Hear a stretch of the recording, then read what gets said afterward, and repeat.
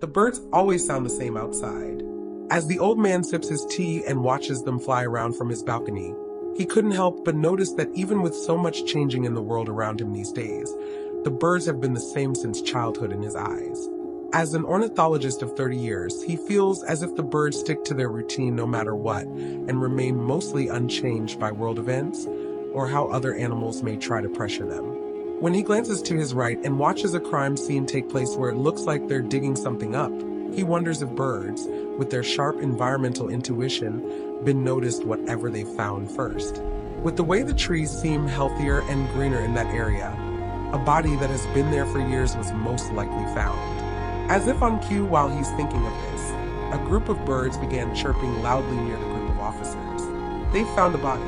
They're in the process of covering it with a body bag to seal, and carry it when the old man stares curiously at their movements, taking another sip of the tea without breaking his gaze away from the scene. Once they put the remains of the person away in one of their vehicles, the man decides to get to work. He turns around with a sigh, walking back into his house, and the bird chirping gets significantly quieter as he closes the balcony door. As he sets the tea down on the counter to go about making some food for himself, there is a knock on the door.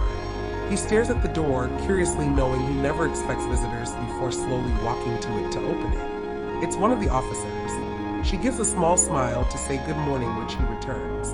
She says they're working on an investigation in the area, and we're just finishing up. Long story short, a 30-year prejudice murder case was revisited with a lead as to where someone involved was. They found who they were looking for this morning and wanted to ask residents to report anything they see suspicious going on in that area. The man agrees that he will do what is asked. When she leaves, it was time to consult the birds. He locked the front door and walked into his study, where the walls were lined with decades of leather-bound field journals and audio equipment. He didn't need to head back out to the balcony. After 30 years of analyzing avian vocalizations, he knew that sound traveled perfectly through his half-open window in his study. The officer had mentioned a 30-year-old murder case. For the police, that meant decades of dead ends and cold files. For the man, it just meant he needed to listen for the older generation. He sat down at his desk and pulled a blank notepad toward him. Closing his eyes, he tuned out the hum of his refrigerator and focused on the chaotic symphony outside. To the untrained ear, it was just a wall of pleasant chirps. But to him, avian dialects were as distinct and structured as human language. He just had to filter the frequencies. The frantic, high-pitched calls of the local robins near the digging site were current news, merely reacting to the presence of the police. They were useless to him. He needed the crows. A crow's lifespan in the wild rarely stretched past a decade, but their communication was a cultural inheritance. They passed down specific warning frequencies, spatial memories, and vocal labels for local threats across generations. A murder committed 30 years ago would have triggered a specific, localized alarm call. A linguistic scar passed from grandmother to fledgling, marking that specific patch of woods as a danger zone. He focused his attention on a mature American crow perched on a power line overlooking the clearing. The bird rattled off a harsh, rhythmic sequence. 3 sharp caws, a clicking rattle, and a low, guttural vibration. The old man's pen began to move across the notepad, translating the bird dialect he had spent a lifetime decoding. 3 caws, rapid.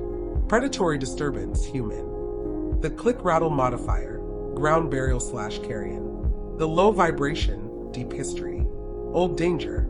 The crow was repeating a legacy call. It was a vocal map of a crime scene, preserved in the local flock's vocabulary since the 1990s. According to the flock's dialect, the danger hadn't come from a stranger.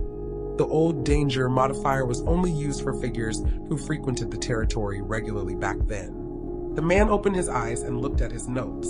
The birds had just given him what the police would spend weeks looking for: a timeline and a confirmation that the killer had been someone who lived on or frequently visited this very block 30 years ago. The man has anonymously solved all manner of problems by just knowing how to communicate with birds. In a world where it feels like most people only tap into instincts they learn from each other, the man is grateful to have this communication with birds. As someone who relies on his own company most of the time due to a profound, quiet exhaustion with the human condition, he found the purity of the birds a necessary sanctuary. He leaned back in his chair, watching the crow through the study window. Humans, he reflected, were a species of noise and ego. They built empires out of vanity and committed atrocities for reasons as flimsy as pride or a perceived slight. They lied to themselves so often that their very language had become a minefield of deception, such as polite smiles that hid malice and investigations that took 30 years to find what nature had noted in an afternoon. He didn't harbor a loud, burning anger toward his neighbors. It was more of a weary, settled disappointment. He saw a lot of humanity as a frantic, clumsy animal that had lost its rhythm. Disconnected from the earth it walked upon. While people spent their lives performing for one another, constructing elaborate masks to fit in, the birds simply were. A bird never pretended to be anything other than a herald of the sky. Its communication was honest.